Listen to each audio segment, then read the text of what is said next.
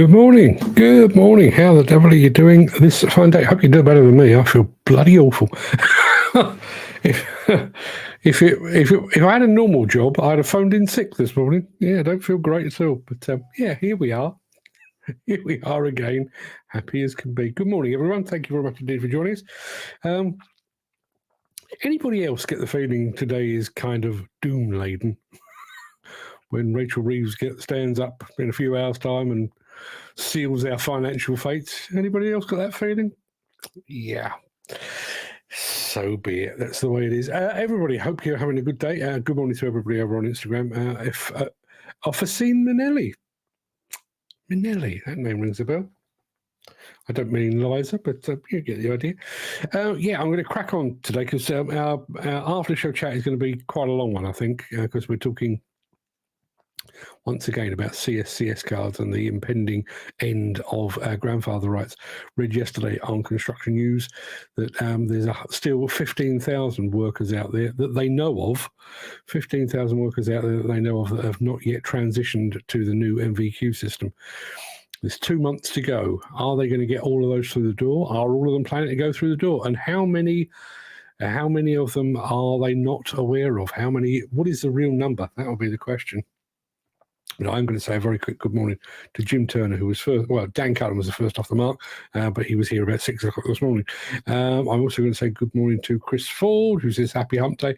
Good morning to Ken Hatcher as well. And my mate Frank over at Daicon Demo, all the way in beautiful Australia. I'm saying beautiful. I've never been there, but I'm assuming it is. Daicon Demo are in the house over on Instagram. So shall we crack on? I think we probably should, because we've got lots to get through. And frankly, if I were to stop and vomit anywhere during the course of this show, wouldn't surprise me one bit. So let's press on while I still can, eh?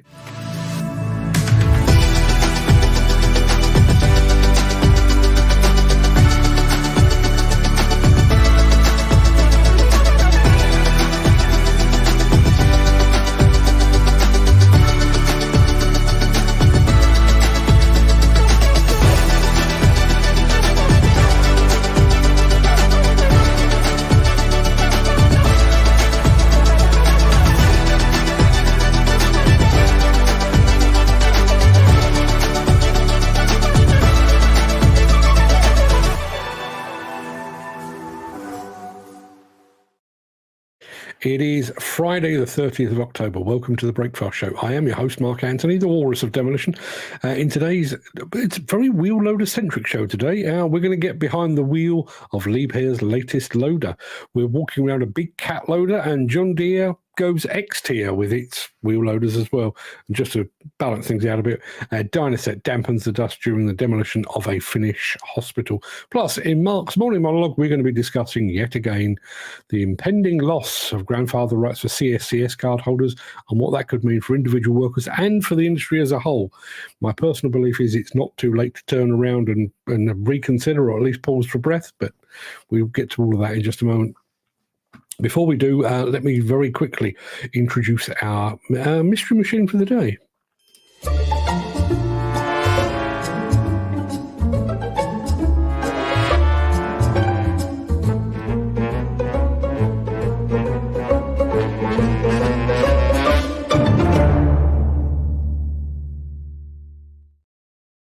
Before I show you the mystery machine, I want to say good morning to Alex Latham. Morning, Alex. Hope you're fit and well, my friend.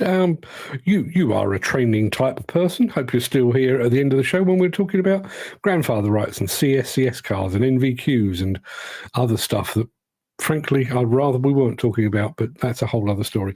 Now, today, this month's Mystery Machine competition, the league table is over and done with. Dan Cullen has won it by an absolute country mile. There is nothing worth fighting for. So I've decided to throw in a bit of a curveball. Today's machine, very, very specific. I'm not going to tell you any more than that.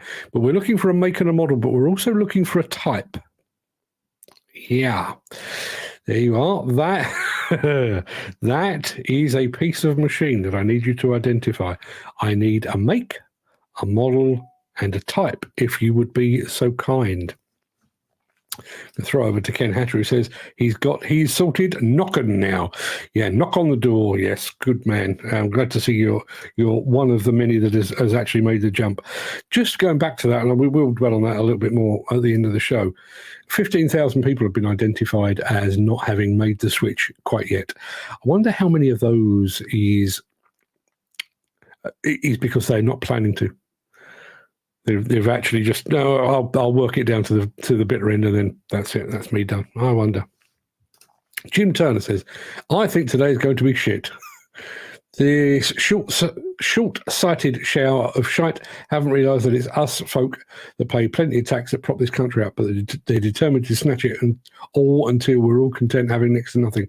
But that's the price of communism. Well done to anyone that voted Labour, he says. See, I wish I could argue with him. I mean, let's be absolutely honest. I mean, my personal belief was the Tories had done enough bad for long enough.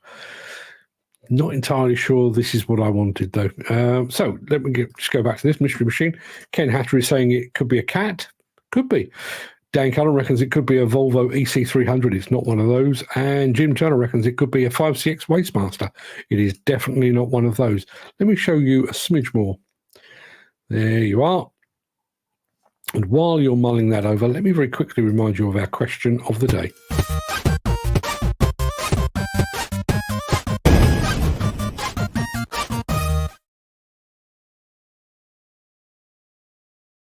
Yeah, question of the day today is, what is the strangest or the funniest name you have ever heard?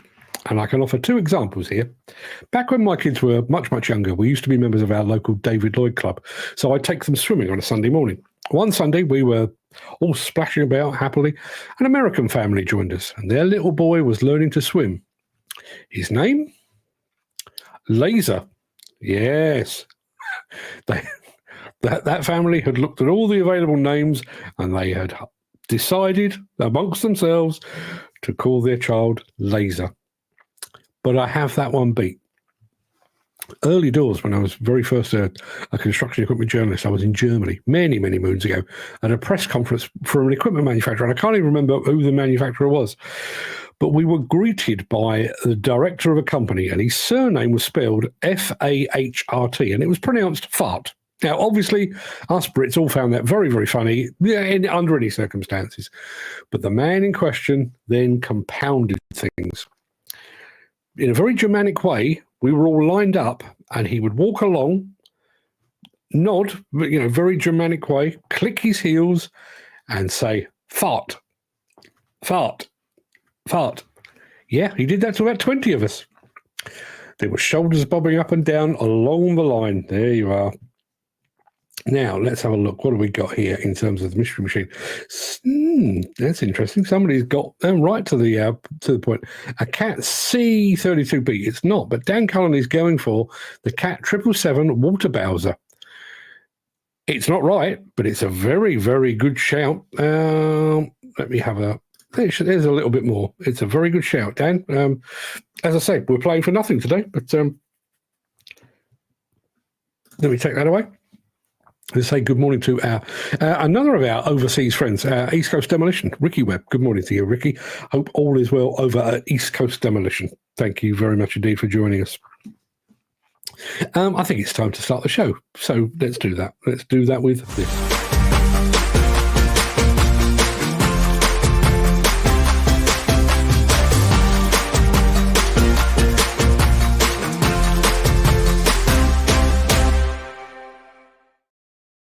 Now, I don't know quite why this has come about. You might recall that yesterday we had a couple of telescopic handlers. Today we're just inundated with wheel loaders. And we're going to start with the very latest from those damn fine folks at the Liebherr.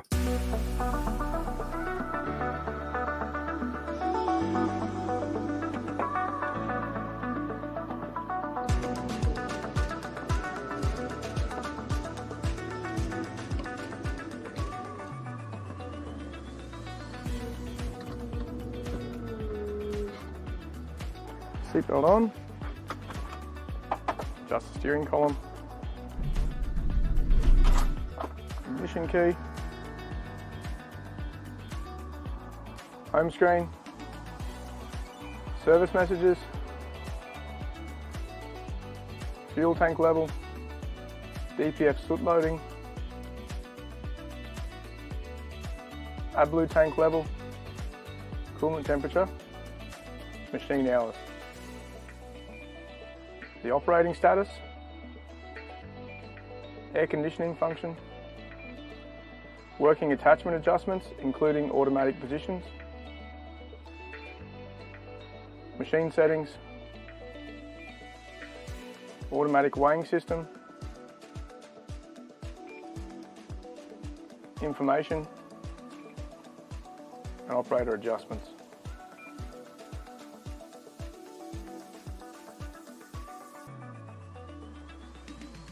Check the lights.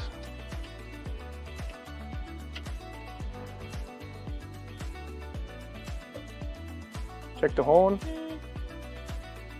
Confirmation button. Automatic lift kick out.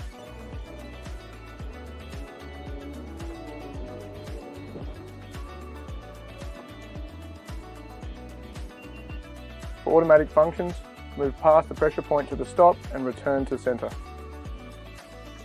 Automatic lowering.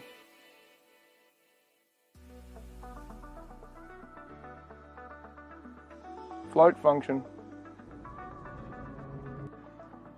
Bucket return to dig.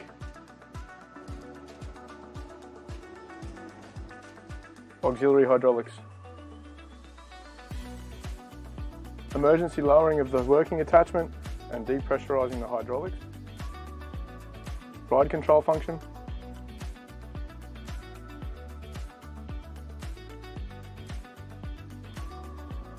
Release the park brake. Travelling direction switch. Reverse. Neutral. Forward. Releasing the service brake.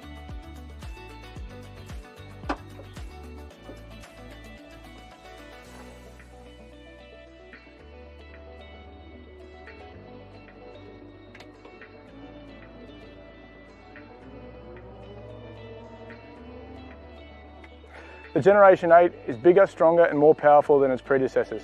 Let the performance of the mid-size wheel loader range convince you.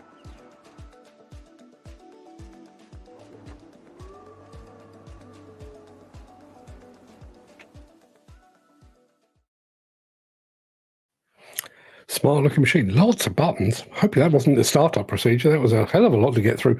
I'm going to go over to our mystery machine because we've got lots and lots of guesses here. Cat 740C Bowser. Oh boy, you're on the right track. And Dan also goes for the 745C Bowser. It's not, but you're that close. You're really that close. Let me show you a bit more, see if that helps. I don't suppose it helps at all, but you're literally right on the mark. You just need slight change of model. That's all you need. 40 says too much technology for a loading shovel. I use them when I work for Bowden aggregates. The only one I could stand with, the only one I couldn't stand with half a steering wheel. Half steering wheel. Okay, let's crack on because we've got more wheel loaders. The next film's a little bit longer than our usual fare. It's about 6 minutes, so we'll be back with some cat in just a moment. If you are enjoying this episode, please consider supporting the show. You can leave us a tip at buymeacoffee.com/demolition news. There was a time when I used to think the Cat 990 was a very, very big machine. I mean, it is a very, very big machine. Having come back from Mine Expo where I saw even bigger machines, this one looks sort of mid-range, but it's still one hell of a beast. This is a walk-around of the Caterpillar 990.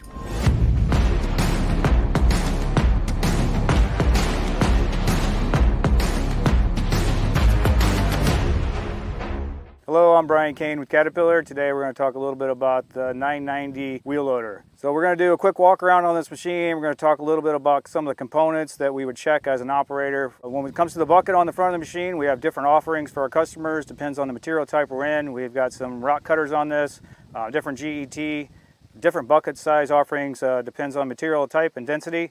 And then we have the Z-bar linkage on this. So what that does for us as the operator, we're able to get into the material, penetrate the material easier, get that fill factor that we need to get everything loaded to the truck.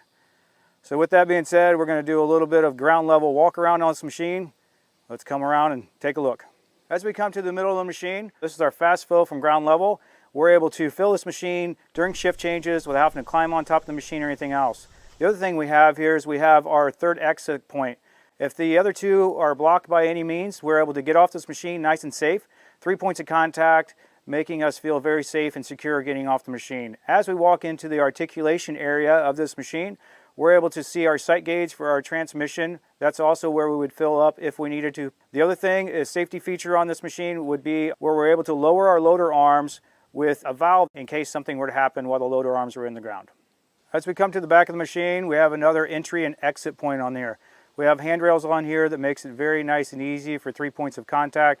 As we come towards the back of the machine, early mornings, late nights, we have our ability to turn on some lights so we're able to get into these entry and exit points nice and safe. Then we also have our transmission lockout.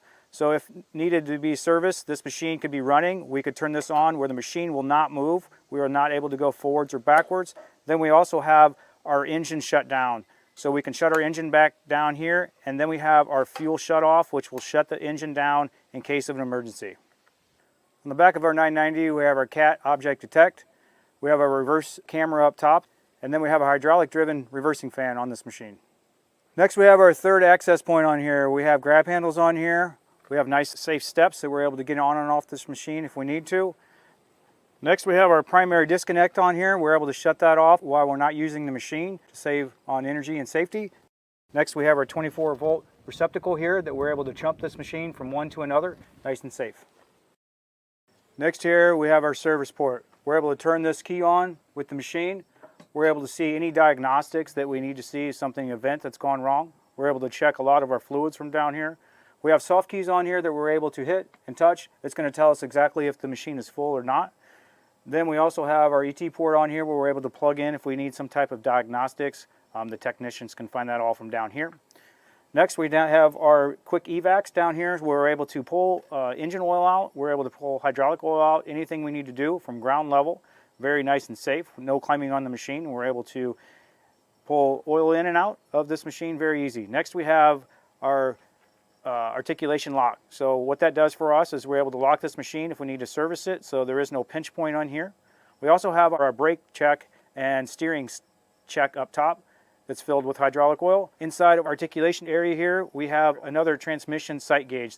Before we get into the cab, we have a few more things we'll look at here. We have our auto loop system, that's ground filled, so we can fill that from the bottom, but we're able to see that up top. We have our engine coolant sight gauge here, so we're able to see what kind of coolant's in this machine. Also, we have our windshield washer fluid, so this is the kind of the cavity that we would fill if we needed to add that. And then last but not least, we have our engine air cab filter that we're able to look at and clean out before we get into the cab. Okay, so we've done our ground level walk around, checked everything that we need to do with this machine. Now we've got it up into the cab. We have this nice armrest that folds up for easy access and easy exit. Next thing we're going to do is we're going to take our transmission and steering lockout and we're going to engage that so we have full control of this machine as we're going to operate. The other thing we'll talk a little bit about is we have kind of our trainer seat or buddy seat here. We're able to get in this machine and work with the operators to see if he or she has any questions on operator techniques or any of the keys that we're going to cover. So what we have here is our impeller clutch. This works with when we use throttle lock, so we're able to use this impeller clutch to control how much power the transmission is going to give us as we go into the plow, and we're able to modulate all of our control with our left pedal. Then we have our service brake. This is going to stop the machine at any time that we need it, and then we have our throttle that we're able here to use on the right. We have our implement controls over here. We have our loader arms and our bucket curl. Then we have our throttle lock on here. Next we have our CAT payload. We're able to enter a number if we know the desired payload on the machine. And then we're able to store that with just a quick button right here. We don't have to take anything off to what we're doing. It will count down the payload as we need it, up or down, and tell us an exact weight of what we're putting into the trucks or the hoppers. Next we have our soft keys over here. As we kind of go through those, we have pretty much an auto transmission where it's going to shift up and down. We have transmission lock where it's going to hold it into a gear. We have our rim pull. We have ride control, which uses our accumulators and gives us a very nice ride as we're maybe doing a little bit of load and carry. And then we also have throttle lock engaged here. And then we have our eco mode. So eco mode, it pretty much lowers the engine RPMs. It knows exactly what we're doing into the pile. and where we're going, it will ramp the machine up and down and save on fuel.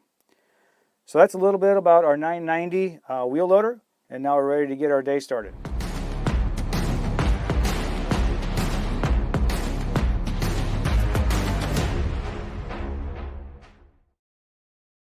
Yeah, it's a big old beast, as Dan Cullen says. Love to see one up close and in person. He also says, well, that's some setup. Going back to the mystery machine, Dan figured out it was a Bowser as a little part on the second photograph. You're dead right, but nobody's still got the right model. Let me take that away and I'll show you a bit more. There you are. I'll tell you what, I'll show you an even bit more than that. We all know what it is. We just need the right make, model, and, well, we already know it's a Walter Bowser, so just need the right model now, if you would be so kind. Let me take that away. We've got one more wheel loader to show you, or one more set of wheel loaders to show you, and they're from John Deere. We'll be back with that in just a fraction of a second.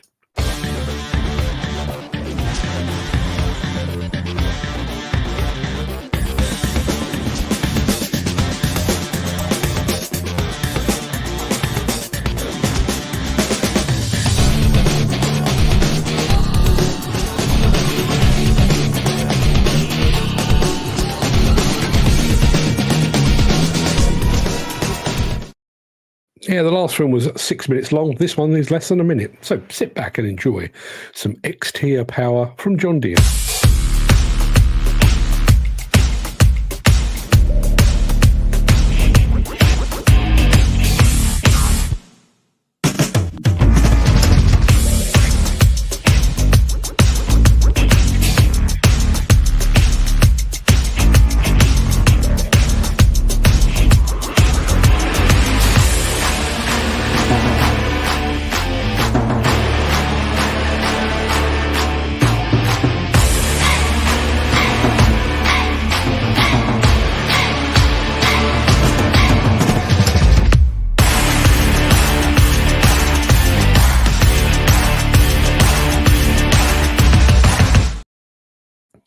They're the opposite of me.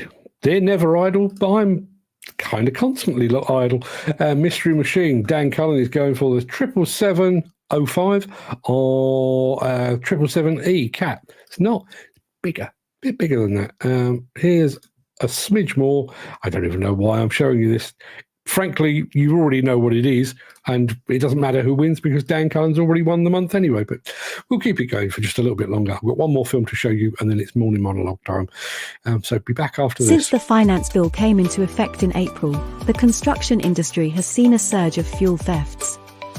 The rising cost of living has placed an additional risk of theft by employees and contractors, as well as opportunistic thieves. By using diesel dye and placing warnings of its use, you are sending a clear message that this is your fuel.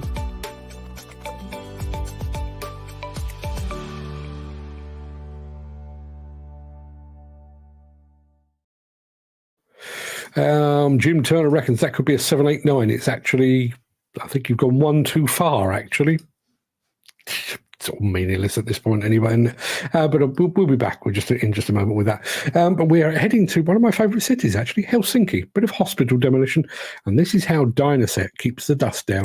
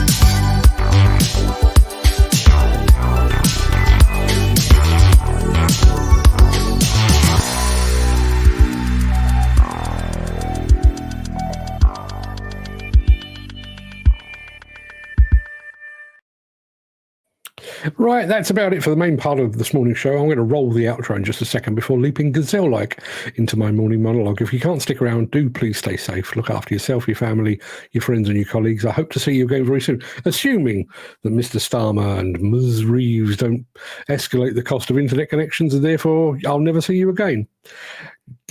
Nothing would surprise me. Let's have a look. What do we got here in the chat? Yes. I'd forgotten this one. But, we were talking about funny names. My wife is a receptionist at a swimming school. Kid at the swimming, her name is Polly, and her middle name is Esther. And that's for real. I realise it sounds like my wife cracking funnies. That's absolutely for real. For real. And I can tell you, just as we're doing the last knockings, Dan Cullen, you're absolutely right. At last, we knew you would be in the end. Let me throw this up on the screen. It is indeed the Cat 785 Walter Bowser. My wife is determined to have her moment in the spotlight. My nan knew a guy called Basil Ballsover. Not enough people in the world called Basil Ballsover, is there? Imagine if they had got together. I may have ended up dating and ultimately marrying Ruth Ballsover. I don't think I would. I really don't think I would. Right, I'm going to be back after this. We've got morning monologue to do, and it's a serious one today, so stick around.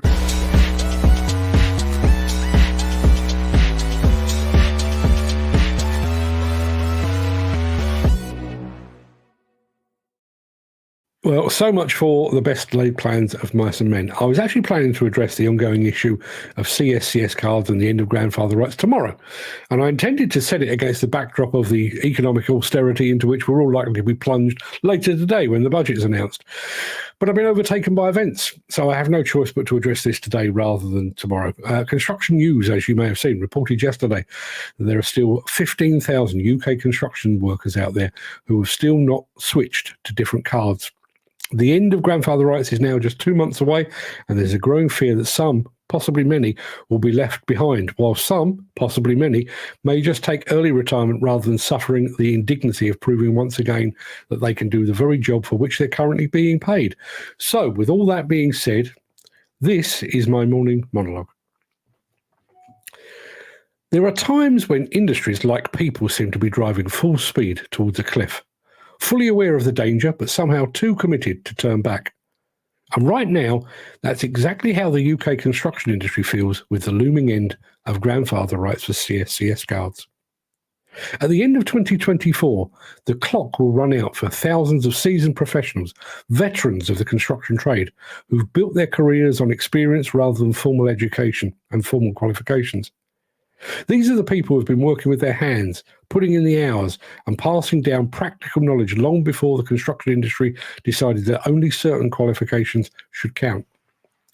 But as things stand, come December the 31st, anyone relying on those grandfather rights will either need to have an NVQ or another approved qualification, or they'll potentially be barred from site access. Now, don't get me wrong, I get the intent. Creating a fully qualified workforce is a noble goal. The Construction Leadership Council, or the CLC, put this vision forward back in 2015, and in outline terms, it makes sense, especially given the need and the drive to improve safety and accountability. In an ideal world, having every worker qualified, assessed, and fully certified is a great vision. But in practice, this transition is far from simple, and it might actually prove to be more damaging than beneficial, especially right now. So for starters, let's talk about timing. The industry is in the midst of a historic skill shortage, and it's hitting us from all sides. The combined fallout of Brexit and the pandemic left us down tens of thousands of workers. Many of our skilled labourers, especially those who came from the EU, opted not to return after Brexit. And although construction was granted key worker status during the pandemic, let's be honest, those 2 years were hardly business as usual. Projects slowed, recruitment was next to impossible, and training opportunities shriveled. So while we're now largely back to normal, the effects of those lost years are still being felt across the industry. Yet despite those unprecedented challenges, here we are, staring down the barrel of a policy that will force thousands of skilled, experienced workers to either pay for an NVQ assessment or be pushed out of the workforce. And it's not as simple as signing up for a quick course. While some might think that an NVQ is straightforward to obtain, the reality is that it involves a time-consuming, sometimes costly process that not all workers, especially older ones, are willing or able to go through. For many of these professionals, proving their skills after years, sometimes decades of reliable work feels like an insult. It's like asking a master builder to prove he knows how to use a hammer. For some, the frustration and indignity are enough to make them consider early retirement rather than jump through these arbitrary hoops. We're hearing this frustration from across the industry. Some see it as a cash grab, a way to squeeze money out of workers who've already contributed plenty. And while CSCS and the Construction Industry Training Board, or the CITB, do offer some financial assistance, it doesn't change the fact that the process is, for many, unnecessary and burdensome. We're risking a brain drain of experienced talent because of bureaucratic red tape that feels weirdly out of touch with reality. It's worth noting that IA cardholders make up a significant portion of the workforce. These aren't just numbers on a spreadsheet. These are the individuals that know the ins and outs of site work, who understand the challenges, and who train up the next generation. Their experience is something that no qualification can replace. And if they walk away, if we lose them because of our inflexible deadline, we're all going to feel that loss, whether it's in delays, mistakes, or simply a loss of the kind of quality you only get from years on the job. And let's talk about the pragmatics here. If these cardholders exit, we're not exactly in a position to replace them overnight. The construction industry is grappling with a shortage that goes way beyond cardholders. It's systemic. And removing these experienced workers only worsens it. If we proceed with the current plan, we could be crippling ourselves at a time when we could least afford it. So what are the alternatives? Is there room for a more balanced approach? Some have suggested delaying the deadline, giving everyone a little bit of breathing room. Let's face it, many industries received extensions and exceptions during the pandemic, acknowledging that plans made pre-COVID didn't really count after a global shutdown. The original call to phase out grandfather rights was made in March 2019, almost a full year before the world was turned upside down. Extending the deadline would surely allow workers time to qualify at a realistic pace and help the industry stabilise. Another approach would be to formally recognise on-the-job experience. Instead of a rigid qualification system, why not create an assessment that validates practical, hands-on experience? This kind of flexibility would acknowledge the value of years spent in the trade, giving veteran workers the respect they've earned. We could also ramp up support for older workers, offering tailored on-site assessment options that don't require them to stop everything and go back to school. The fact is that not everyone fits neatly into a standardised qualification book, a standardised qualification box, and that's okay. So here's where we are. A fully qualified workforce is a good aim, but the cost of achieving it through this hardline policy might be too high. We have to ask ourselves if this is really the best way to get there. Are we willing to push some of our best workers off the cliff just to tick a box on qualification? Maybe it's time we stop, take a breath, and look at the bigger picture. When I was thinking about this, I can't help but think that this is like the ending of Thelma and Louise. We're racing towards the edge, foot flat down on the gas, knowing the cliff is right there. But there's still time to hit the brakes, or better yet, take a different road altogether. This doesn't have to be the end of the line for experienced, competent workers. There's still time to apply some common sense, some compassion, and to make sure we don't lose invaluable skills for the sake of an arbitrary deadline. Because once we drive off that edge, there's no coming back. And that's a risk we just can't afford to take now more than ever. So there's my thoughts. Somebody high up, would you please, for the love of God, apply the brakes on this grandfather rights nonsense? Let's see what you're saying. Morning, Mick. He's here. The hound needed a tree. I know that feeling. I'm a man of a certain age. I often need a tree. Dan Cullen is back to work listening in. Mick says, let's get this straight. The major constructor group started the card system. One of the reasons was so they could know who was on site and if they were blacklisted. Excuse me. This then became a cash cow to the present day. A lot of us older workers got sick and tired of paying to a system that was not a legal requirement. The construction and demolition industry have caused this through sheer greed. Yeah. Now, I've said this before, I'll say it again. My personal take on all of this is if any of these card schemes had fundamentally altered the level of accidents and fatalities that we were suffering as an industry, then regardless of the cost, regardless of the inconvenience, regardless of the cash grab, I'd say, fair dues. That, yes, it is expensive, but it's keeping people alive. We'll have to put up with it. But there's no evidence to suggest that whatsoever.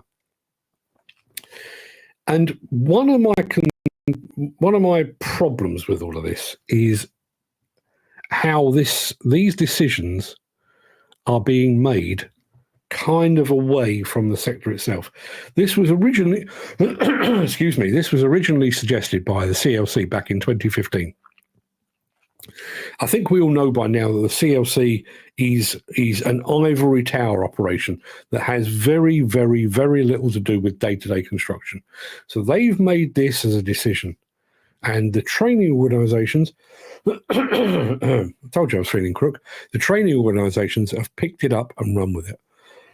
I will get rid of it in a second. And I realised we were given, I think the final decision was made the final announcement was made in January 2019.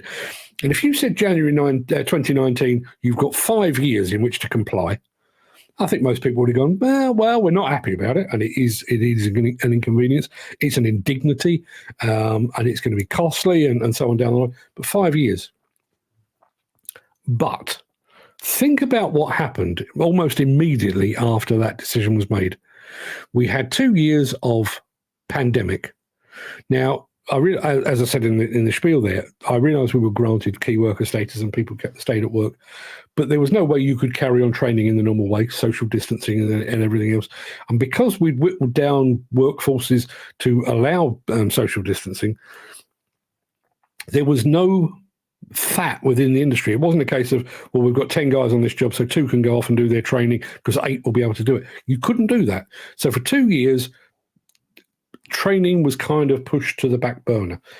Add on top of that Brexit. There are certain projects and certain urban conurbations, London being particularly notable, where when Brexit was announced, there was an exodus, a mass exodus of migrant workers who went home. Now, whether or not they wanted or needed to go through the whole MVQ system is neither here nor there. But because they weren't there, everybody that remained, the migrant workers that had decided to remain, but more specifically the domestic workers who were already here, they were forced to work doubly hard or trebly hard because their migrant worker, the Romanian and the Bulgarian that had been helping them with the job, they'd buggered off back home because we'd made them feel so unwelcome out of Brexit. So once again, there was another prolonged period where we were unable to train at the rate that we were supposed to. So take all that into account. We've lost 2.5 years out of the 5 years we were originally granted. And even that, we were granted 5 years, and I know the way that business works, and I know the way the commercial works and commercial world works, and I realise there is this desire to hit deadlines and that kind of thing. But this is an arbitrary deadline. This isn't the preparation for something else that's going to come. It's not a case of the entire industry on the 1st of January 2025 will be different. This is just somebody in an office or a group of people in an office have said, when should we call it? 31st December. That'll do. That's our cutoff point. Bearing in mind the ease with which that decision was made, surely it is not beyond the wit of man for somebody in the CSCS, the CITB, or someone to say, guys, look, we've got 15,000 that we know of that haven't made it through the door yet. we're going to extend it for a year, or we're going to extend it for 2 years, or whatever it might be. Instead of which, they're just this determination to just press ahead regardless. That's where I got the Thelma and Louise reference. I don't know if anybody remembers Thelma and Louise, Gina Davis and Susan Sarandon, and they're escaping from, one of them's accused of murder, and they're escaping in a Thunderbird, I think they were driving, lovely old car. And they are presented basically with a choice of, do we give ourselves up or do we keep on going, despite the fact that there is a cliff in front of them. And the decision they make is keep on going. And that is exactly what is happening with CSCS right now. Keep on going, regardless of the fallout, regardless of the impact, regardless of the effect that it's going to have on the industry. We've had the CITB, who kind of lords it over all of this. They've said on a number of occasions that we need an additional 250 or 280,000 additional construction workers in order to meet the future demand that we're expecting over the next decade. So you would think that everybody involved in the training and the recruitment end of the business would be pushing harder and harder to get people out the door or through the door and into the industry. What this is doing is pushing people out. So all of a sudden, those CITB figures, we need 250,000 additional people. If these people don't make it through in time, you'll need 265. And at no point in all of this skill shortage, in as long as I've been doing this job, at no point in all of this have I ever seen the skill shortage, the gap plugged or even dented. It either remains the same or it gets worse. And balance it against exactly what we've got. We've got, Keir Starmer will be on top. Rachel Reeves will be on her feet later today. And one of the aspects of the budget that everyone is expecting is some sort of a leg up, I think, to the house building industry. We have a shortfall of housing in this country, so we need to build more houses. It's one of the platforms upon which Keir Starmer stood. How are you going to build more houses than this country has ever produced ever before without the people that were here to do it? And one of the things, when I was sitting down to write about that, I think one of the things that is kind of has been overlooked by the powers that be in their ivory tower. When you look at, let's say there's a worker let's say he's 55 years old and he is now presented with the opportunity or presented with the choice. I can either suffer the indignity of having to prove to a clipboard carrying Herbert that I can do the very thing that I'm already being paid to do, or I can say, up yours, I'm going stack shelves or I'm going to take early retirement. That's the face of it. But that 55-year-old guy is exactly the type of person that we need on construction sites, on demolition sites, to impart their knowledge and their experience and their expertise. So this isn't just a one-hit damage to the industry. Losing one 55-year-old bloke, no biggie, not a problem. But how many people would that 55-year-old guy have taught and mentored and trained over the course of the next 5, 10, 15 years that he remains in work? 10, 20, 50? So it has a huge, huge domino effect that I don't think anybody is really taking any notice of. Alex Latham says it's a sad day when we lose these highly skilled operators. Who's going to replace them? They keep going on about needing building more houses next year. Who's going to do it? Yeah, precisely who is going to do it. And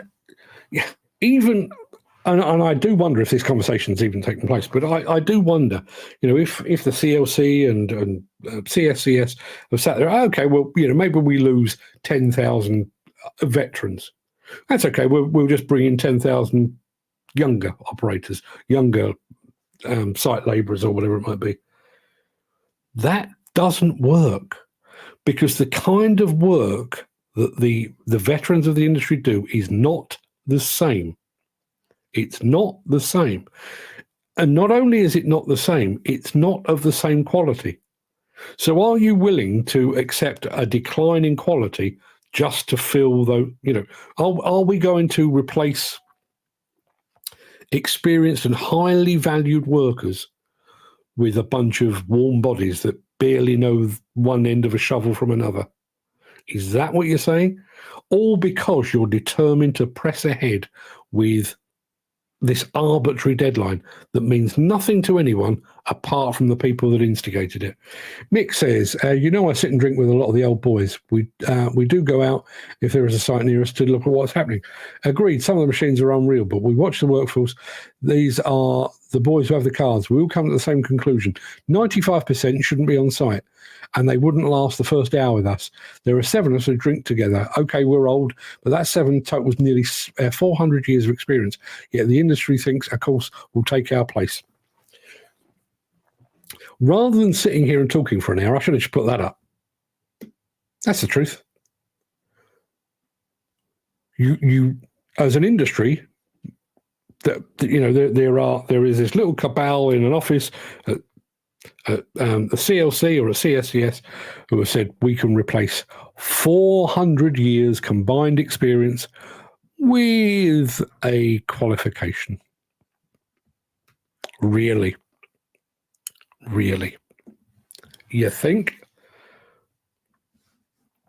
Dan Cullen says, I like the quote I put on the group this morning over mentoring. Didn't see that. I'll have a look at that after the show, Dan.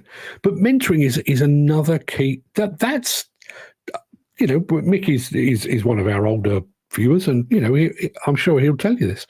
Over the course of your career, Mick, and I realise you will have encountered lots of people with lots of different levels of commitment and quality and passion and dedication and everything else. But how many people, directly or otherwise, do you reckon you tutored over the course of your career? Even if that tutoring amounted to, if you do that again, I'm going to clip you around the fucking ear. But how many people have you, Mick, or any of you for that matter, how many of you, or how many people have you influenced, inspired with your knowledge, your expertise, and your experience? I would say over the course of Mick's career, hundreds. And yet somebody in an office who has probably never even owned a hard hat has decided, do you know what? Doesn't matter. Who we got here? Chris Ford. Watched someone doing lift truck training the other day. As they walked down the side, the instructor in front, followed by 4 young gentlemen on their phones. As training progressed, one man on the fork truck, one instructor telling him how to go on. 3 gentlemen on their phones, not paying a blind bit of notice. What's the betting they get their tickets at the end of the day? Yeah, probably.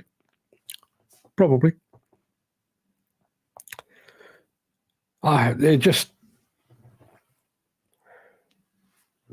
This, to my mind, the more I think about it, there's lots of things within the demolition and construction industry that do trouble me, make me angry, make me upset, that frustrate me. But this one, perhaps more than most, we are in the midst of a massive skill shortage, and somebody on high has loaded a gun and aimed it at the industry's own foot, and we're about to pull the trigger. Truth be told, we've already pulled the trigger. It's whether we pull the trigger again and go through with this, as I say, arbitrary final deadline. Mick says, a hard question. I can only pass on what I know to those who are interested in the game. I like to think I only helped one bloke to enjoy a demo, then it was all worth it. Yeah. But when you think about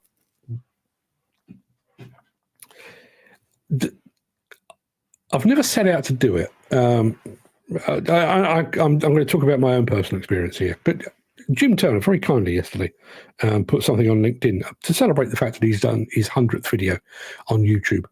And he thanked me for having basically encouraged him to do it. Now, I'm not his mentor. He knows more about equipment than I will ever know and stuff. All I did was say, do this, do it consistently, use YouTube Shorts, you'll get a bigger channel as a result of it. And I do that all the time. And when you think about the number of times you have done that, Peter Haddock, who I haven't seen for a little while, saw him up at JCB very briefly, but Peter Haddock and the Content with Media podcast, he swears blind that the Content with Media podcast was my idea. I'd struggled to accept that, but we did. After he'd quit his old job, we met up for a cup of tea in his local garden centre, bizarrely, and I said, look, you talk for a living. Why don't you talk and get paid to do it? Do a podcast. And he picked it up and run with it.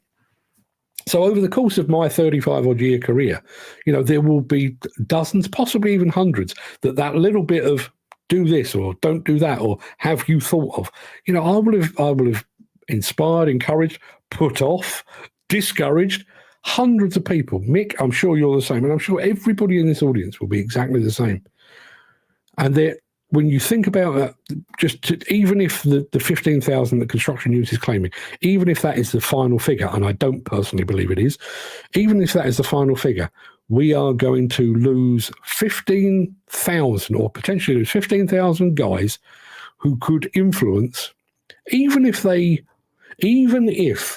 only influenced 10 people during the remainder of their respective careers. That's 150,000 people less inspired. What if those people that potentially not going to be around for much longer could influence 100 people? That's 1.5 million touch points of inspiration and education and mentorship that we are just going to screw up in a ball, throw it over our shoulder, all to satisfy an arbitrary deadline. When I come down to it, I keep thinking about this. I find it very, very hard to argue against an initiative that at its heart was originally sold as a means to potentially make the industry safer. There's no evidence to support that, but that was how the whole card scheme, going way, way back, decades, that was how the whole thing was sold in the first place. It's very, very hard to argue against that as an initiative, because at heart, that is a valid and a noble thing to do. We all want everybody to go home safely at the end of the day. We all want construction and demolition to be safer, and therefore it's hard to argue against it. But it's very, very easy to argue with any sort of system that is urging our most valued members of staff towards the exit. Mick says, to be honest, Mark, I come from a different breed, old ways, old ethics. Those who are now running the industry, I don't have much respect or regard for. They won't listen to me or you, nor will they look at what is happening. No.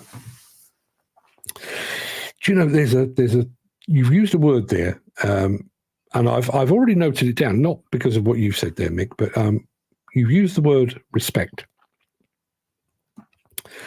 You all know, when I finish this show, I take this part of the show and I put it through an AI and it spits it out as a podcast.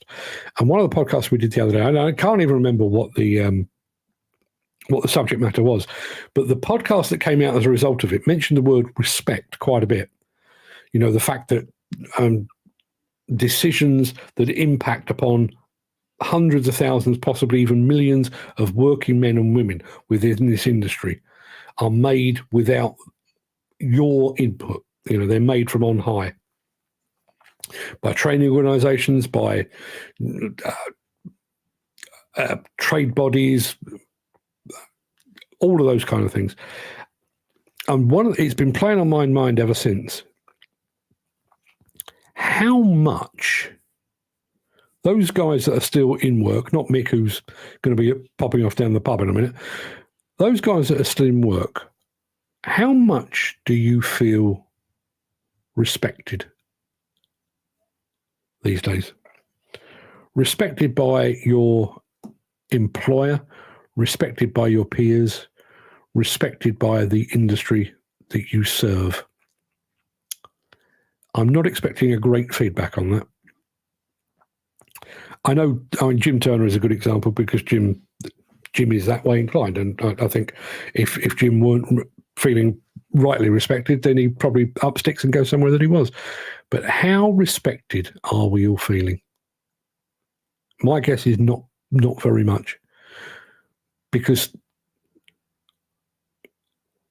our own lives, our own way of making a living, our own way of keeping food on the table for our families has been wrestled from our hands, and we are now answerable to a cold and a faceless system that can impose willy-nilly these arbitrary ideas and arbitrary deadlines and expect us to all fall into line. I don't think you do that with an industry where you respected those within it. And when you think about sticking with that respect theme, you think about when this was originally mooted, 2015, by the CLC. The Construction Leadership Council is a bunch of suits. It's what they are, a bunch of suits.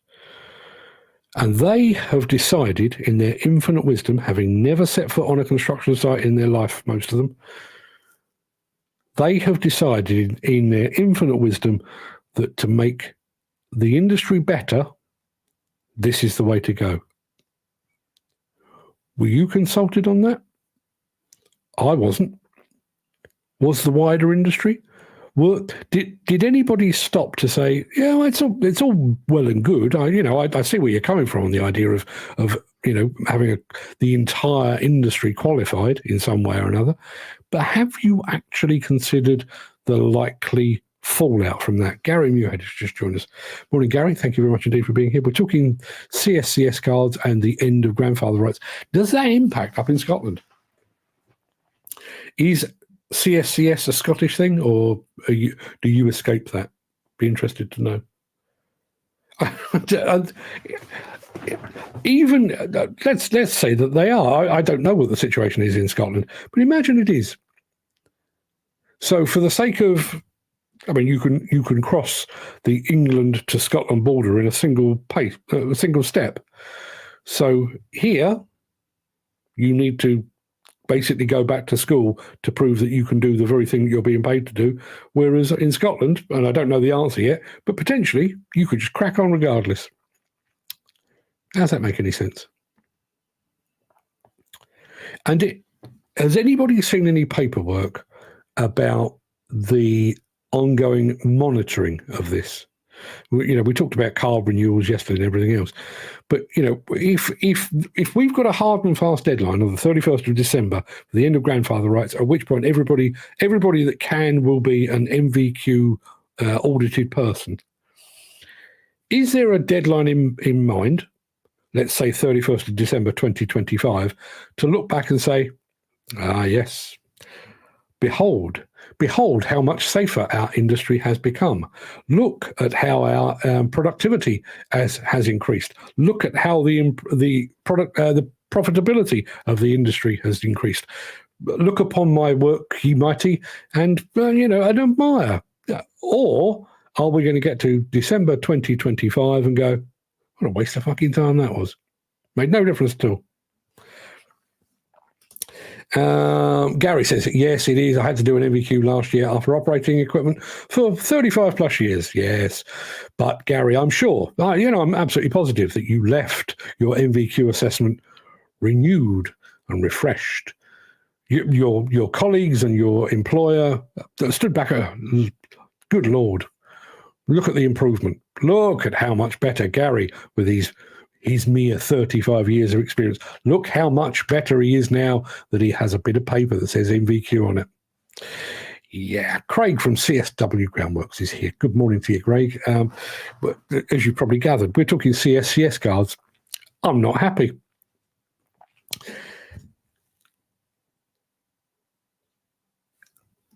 I'm not happy about the system, but I'm most unhappy about this just tacit refusal to go, yeah, okay, Brexit, COVID, we've got 15,000 that haven't made it through the door. just take a pause. Just take a deep breath. What are we going to do? How about we extend it until the 1st of June next year? What about if we extend it for another year to make allowances for Brexit and COVID? But no. As I said, the Thelma and Louise thing, do we stop and turn around, or do we keep on going? And despite everything that is being said down on site, at the place where demolition and construction actually happens, everybody is saying, whoa, whoa, whoa. And those in power are saying, go, keep going, keep going, keep going. We've got a deadline to hit. A self-imposed deadline that means nothing. Mick says, did you know the government also will have the records for who has NVQs? Another way to keep tabs on people and give themselves a pat on the back to say we have a completely trained workforce. Yeah. And the opportunity will never arise. But, there will, you're probably right, there will come a time when somebody will say, look, behold, we have a fully qualified and trained workforce in construction. And I'd love to be sat opposite that person and say, yes, but 50 people still died last year. So how good is your training? How good is your qualification? How meaningful is all of that? And by the way, the most experienced people, here's another point, and it just occurred to me. Gary Muirhead has not just spent 35 years in this industry, he has survived 35 years in this industry. You would think after 35 years, I'm sure there would have been near misses on sites near him or by him, not caused by him, I'm sure, but, and all of those are learning processes, learning opportunities. And what we're actually saying is that those learning opportunities, we don't need them anymore because we're going to have a bit of paper that says NVQ on it. Dan Cullen says it's all down to money. They can take it out of our pockets. It's disgusting, yeah. Craig says, CSCS, I'm not happy. A flawed system, bit of paper, don't get me started. Or do we? Feel free, jump in feet first. Lifting ops category on your CPCS was another con and money-making scam. What were we doing for years previously to this? Shocking. Yeah.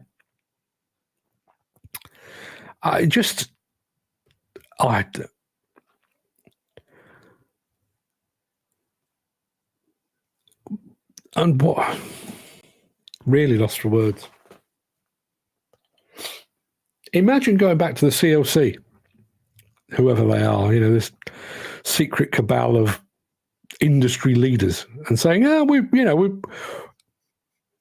decided, if you're going to talk the talk, you may as well walk the walk. We'd like you to sit an NVQ as well. We'd like you to prove that you are qualified to do the job. We'd like you to prove that you're qualified to lord it over, 2.5 million people and decide the future of the industry. So when are you going to do your NVQ? You've got until June next year. Do you think they'd do it? Do you think they'd buy it? Would they bollocks? Would they bollocks? It's a one-way traffic, and when it comes down to it, it is. I don't care.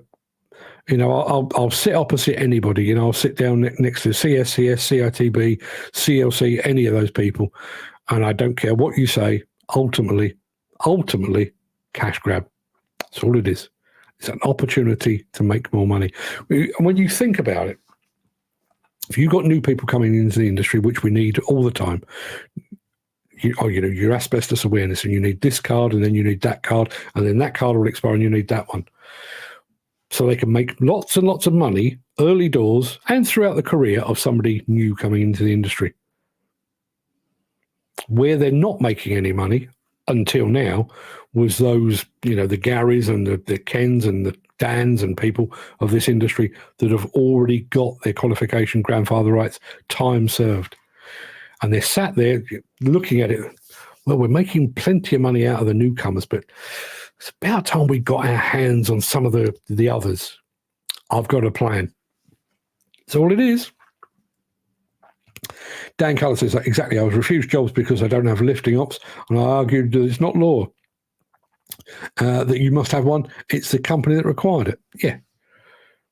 And therein lies the issue with this. Every time I mention anything to do with competence cars, Mick Norton always pipes up and says it's not a legal requirement.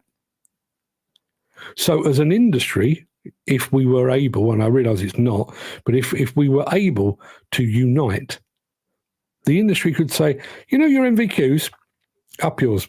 No way. Not happening. If you can prove to us that it improves the industry and therefore pass it into law, okay, we're on board. But just to come up with it to fill your coffers, no, not happening. Mick says, just a thought for you all. What is an accident? Look it up in any dictionary. No matter what is put in place, if it happens, it will. It's unforeseen. Again, define unforeseen. No amount of rams or training will prevent the unforeseen. Yeah, quite right. Quite right. Chris Ford says, I think it's all down to your control. Your personal freedom is slowly being eroded by the back door. I don't like anything around my back door. That's a whole other story. Dan Cullen says, I said I've been lifting for 30 years with no accidents on record, but you want me to have a piece of paper? Yes, because, that's definitely going to make you safer, isn't it? You're lifting with your machine and it starts to teeter. You get out your piece of paper and that immediately makes it better.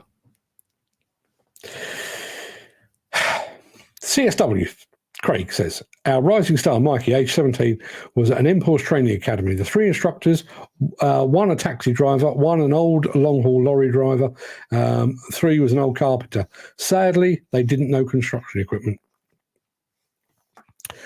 And we're concentrating on making experienced operators jump through hoops, are we? That makes a lot of sense. Gary says, I've had a lot of very good experienced operators, lots of talent leaving this amazing industry because of all this shit. Yeah. Who was it posted? I think it may have been Lionel Whitnell posted something on LinkedIn the other day. And, as these things tend to do, it just went off. A number of people that said, I was presented with that. I'm quitting. I'm not, there's no way I'm going through that. That's me done. I've done 30 years. I've done 35 years. That's me done. I'm not doing it. What a way to treat people that have put that much. I'm going to go off slightly here.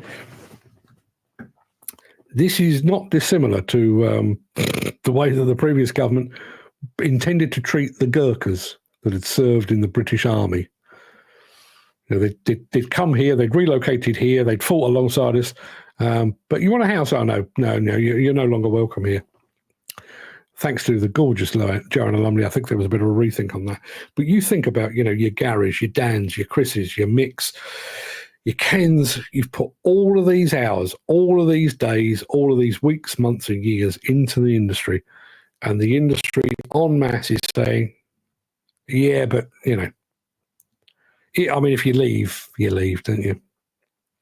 If what we're doing now makes it a bit too hard for you to stick around, well, it's a shame, but what are you going to do? They're actually making that choice.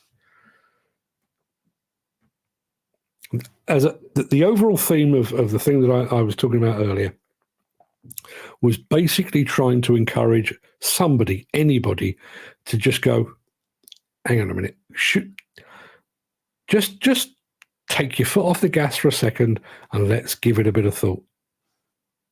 Instead of which, they're just pressing ahead. And I get the impression that they're pressing ahead with their fingers in their ears going, la, la, la, la, la. If we don't look at social media, if we don't speak to the guys on the ground, we don't need to worry about what they're saying. I did see Captain Lionel's post. He wasn't wrong. No, he wasn't wrong. He was absolutely on the money.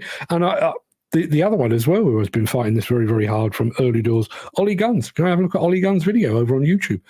Absolutely on the money. Mick says, oh, well, fellas, anyone who's thinking of chucking it all in, there are a few seats in the local and we can all sit around and have a laugh at it all. I may just take you up on that. Need to get my drinking boots back on. No, I don't. I can't go down that road. Pretend I never said that. That'll do us for today, people. I'm just to let you know, I'm going to take all of that and turn it into the podcast like I normally do. I'm going to leave you with one thought. At some point later today, our financial fate will be sealed by Messrs. Starmer and Reeves, which is surely another reason why we should be taking a bit of a step back and thinking, this grandfather rights thing, what say we just extend it? Times is hard at the moment. Times is about to get even harder. Do we really, really want to be doing this right now?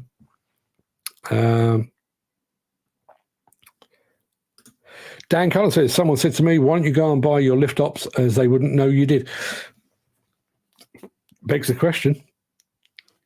We've had this discussion so many times on this show about the number of spurious and pirated cards that are out there. Is that the next big thing? Are we going to see an influx of fresh, new, made in Bulgaria MVQ qualifications? I wonder. Chris Ford says, I did an MVQ in road haulage, but don't think it may be a better lorry driver. Just as I've fortunately got an MVQ in plant operation. But has it made me a better plant man? Might still have a City and Guilds qualification in welding, but I can still bird shit with the best of them. The moral of the story, I haven't got a clue. Nor have those that are running the industry, I would suggest. There's an old guy on this site, very good top-class operator. He's going to work for B&Q packing shelves. There you go. Messrs. CSCS, CITB, and all the rest of you. That is your grand idea in action there. Top-class operator is about to become a B&Q shelf stacker because of your decision. Feel good, Deere? Deere? Mick says, stay safe, gents. How do I get on this podcast, Lark? Mick, I'll send you a link. It literally is as simple as pressing a link and you'll be good to go. Not a problem at all. That'll do us. I'll be back tomorrow. Well, assuming that my house hasn't been repossessed overnight because of the massive debts that Keir Starmer is about to plunge me into. But assuming that, I'll be back tomorrow, hopefully with something a little more cheery. I doubt it, but you never know. Until then, everybody, have a good day. Good luck with the budget. Hope it doesn't hit you too hard. And I'll see you all very, very soon. Have a good one.